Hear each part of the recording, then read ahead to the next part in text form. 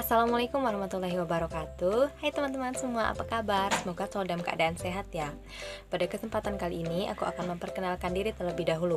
Nama aku Aisyah Afifah, NPMC 1C019043 dari jurusan S1 Akuntansi Universitas Bengkulu.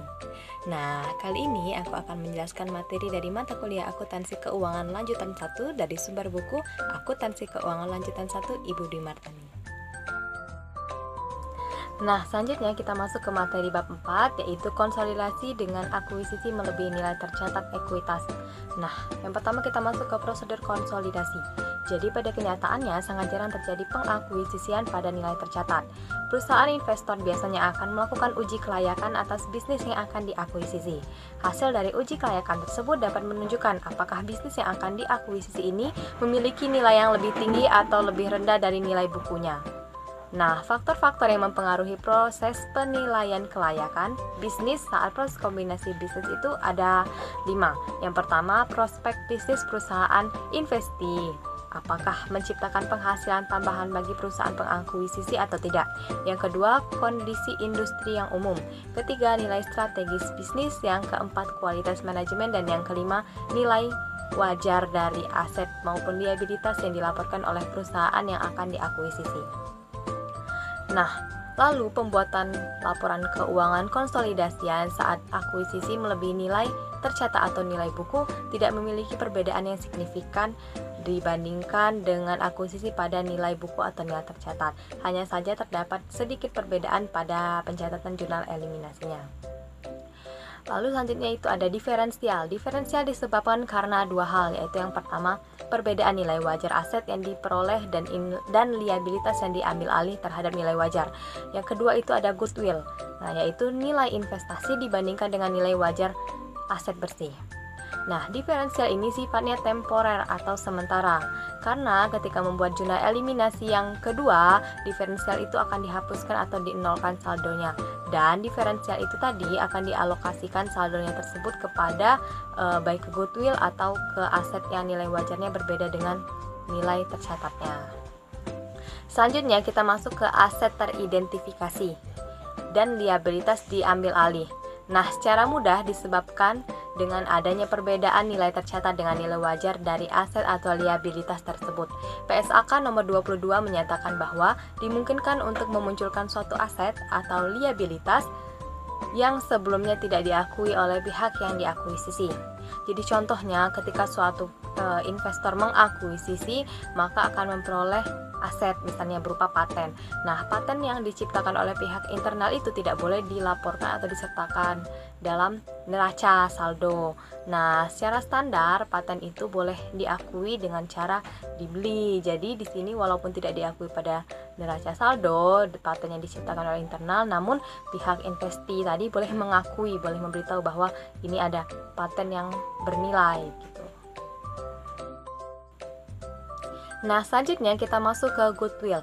Jadi, jika suatu kombinasi bisnis memunculkan pengakuan terhadap goodwill, maka goodwill diakui sebagai objek pengujian pelaporan nilai sesuai dengan PSAK nomor 48 dan tidak dapat diamortisasi. Penurunan nilai aset terjadi jika nilai tercatat lebih tinggi dari nilai yang dapat diperoleh kembali atau nilai terpulihkan.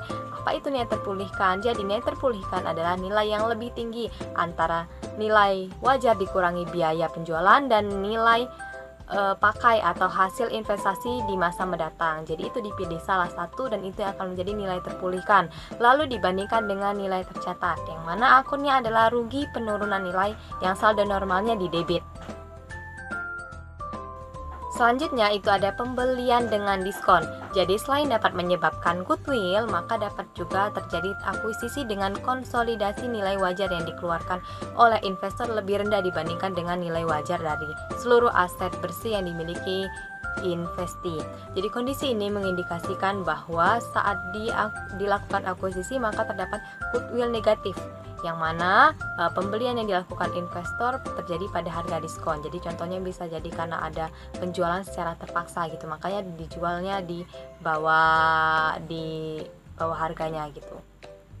Lalu investor mengakui keuntungan yang dihasilkan dari pembelian dengan diskon melalui laba atau rugi periode terjadinya akuisisi.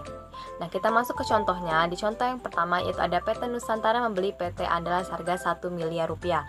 Diketahui bahwa nilai wajar dari persediaan dan tanah adalah 50 juta dan 150 juta lebih tinggi dibandingkan nilai bukunya.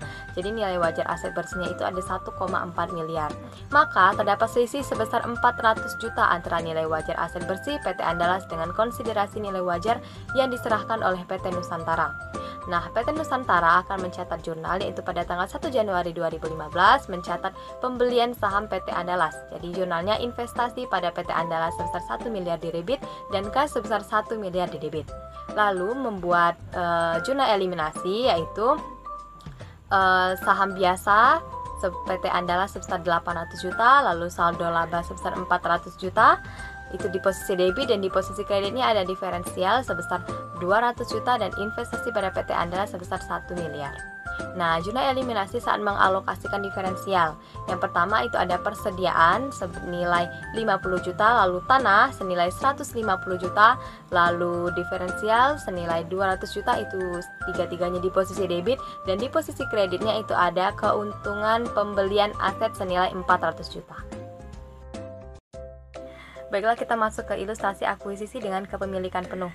Jadi contohnya itu yang pertama, PT Nusantara membeli seluruh saham PT Andalas seharga 1,5 miliar. Diketahui bahwa nilai buku dari seluruh aset bersih PT Andalas adalah 1,4 miliar, sehingga terdapat diferensial dari akuisisi ini sebesar 300 juta yang dialokasikan kepada goodwill sebesar 100 juta dan aset teridentifikasi lainnya sebesar 200 juta. Jadi di sini nanti ada bagan, jadi biar teman-teman tahu di mana letak perbedaan goodwill dan letak kelebihan nilai wajarnya di 200 juta itu tadi. Ini teman-teman bisa lihat. Selanjutnya itu ada laporan posisi keuangan PT Nusantara dan Andalas. Jadi di sini terdapat sedikit perbedaan di bagian nilai wajar. Jadi ada sedikit perubahan, yaitu di bagian persediaan dari 410 juta menjadi 400 juta, lalu tanah dari 700 juta menjadi 710 juta, dan bangunan dan peralatan dari 240 juta menjadi 340 juta. Jadi mengapa ada perubahan ini? Karena terjadi ketidaksesuaian. Jadi nggak sinkron antara neracanya dengan contoh-contoh di bawahnya, jurnal-jurnal di bawahnya gitu. Jadi kita ubah sedikit biar jurnal di bawahnya nggak terlalu banyak perubahan. Nah, lalu kita selanjutnya masuk ke PT Nusantara, itu akan mencatat 1 Januari 2015 yaitu mencatat pembelian saham PT Andalas. Jadi investasi pada PT Andalas senilai 1,5 miliar di debit dan kas senilai 1,5 miliar di kredit. Lalu jurnal mengeliminasi ekuitas anak dalam pengonsolidasian keuangan sesaat setelah akuisisi. Jadi ini posisinya sesaat setelah akuisisi ya. Nah, itu ada saham biasa pada PT Andalas itu senilai 800 juta di posisi debit, lalu saldo laba senilai 400 juta di posisi debit, dan diferensial senilai 300 juta di posisi debit. Lalu di posisi kreditnya itu ada investasi pada PT Andalas senilai 1,5 miliar. Nah, selanjutnya itu ada jurnal eliminasi untuk pengonsolidasian diferensial. Jadi di posisi debitnya itu ada persediaan senilai 50 juta, lalu tanah senilai 210 juta, lalu goodwill senilai 100 juta, itu di posisi debit, dan di posisi kreditnya ada diferensial senilai 300 juta, bangunan dan peralatan senilai 60 juta. Di sini teman-teman bisa lihat ada kertas kerja konsolidasian. Jadi teman-teman di sini tuh kita tuh bakal ngisiin jurnal-jurnal yang kita buat tadi. Jadi mana yang dieliminasi kita eliminasi, mana yang kita tambah kita tambah. Jadi kalau kita eliminasi itu gunakan saldo dikebalikan ya saldo normalnya. Jadi kalau saldo normalnya itu di debit, kita eliminasi kita buat di posisi kredit. Begitu juga sebaliknya. Lalu teman-teman bisa lihat laporan posisi keuangan konsolidasiannya. Di sini udah ada semua, dan ada total aset senilai 7 miliar 800 juta. Jadi balance antara aset dan liabilitas dan ekuitasnya. Selanjutnya kita masuk di konsolidasi pada periode setelah akuisisi. Jadi dengan informasi yang sama pada ilustrasi sebelumnya, diketahui bahwa selama tahun berjalan PT Nusantara mengumumkan dan membagikan dividen sebesar 300 juta rupiah. Sedangkan PT Andalas mengumumkan dan membagikan dividen sebesar 50 juta rupiah. Lalu PT Nusantara sebagai entitas yang memiliki PT Andalas akan mencatat transaksi terkait penerimaan dividen dari entitas anak sebagai berikut. Jadi pada tanggal 31 Desember 2015 di posisi kas itu ada 50 juta dan di posisi itu di posisi debit ya. Lalu di posisi kreditnya ada investasi pada PT Andalas senilai 50 juta. Itu untuk mencatat penerimaan dividen dari PT Andalas. Jadi dikali 100% ya, 50 juta dikali persentase kepemilikan. Nah, selain itu selama tahun berjalan PT Andalas melaporkan perolehan laba bersih sebesar 200 juta yang dapat dihitung dari penjumlahan seluruh pendapatan lalu dikurangi seluruh beban yang dilaporkan. Nah, pada tanggal 31 Desember 2015, investasi pada PT Andalas sebesar 200 juta di posisi debit dan bagian laba atas PT Andalas sebesar 200 juta itu di posisi kredit. Jadi itu untuk mencatat pengakuan penghasilan dari PT Andalas. Nah, selanjutnya kita akan menyesuaikan diferensial terkait persediaan yang terjual. Jadi di sini itu diasumsikan bahwa persediaan itu terjual pada tahun yang sama. Jadi bagian laba atas PT Andalas itu 50 juta di posisi debit dan investasi pada PT Andalas 50 juta di posisi debit. Posisi kredit maksudnya. Lalu kita menyesuaikan diferensial terkait bangunan dan peralatan. Jurnalnya investasi pada PT Andalas senilai 5 juta itu di posisi debit dan bagian laba atas PT Andalas itu 5 juta di posisi kredit. Jadi 60 juta yang dialokasikan pada sisa masa manfaat aset yakni itu 12 tahun. Jadi setiap tahunnya itu diferensial diamortisasi sebesar 5 juta. Jadi 60 juta dibagi 12. Selanjutnya mengeliminasi pengakuan penghasilan dari PT Andalas. Nah, bagian laba atas PT Andalas di posisi debit itu ada 155 juta, lalu dividen diumumkan di posisi kredit itu ada 50 juta, lalu investasi pada PT Andalas di posisi kredit ada 105 juta. Selanjutnya mengeliminasi saldo awal investasi.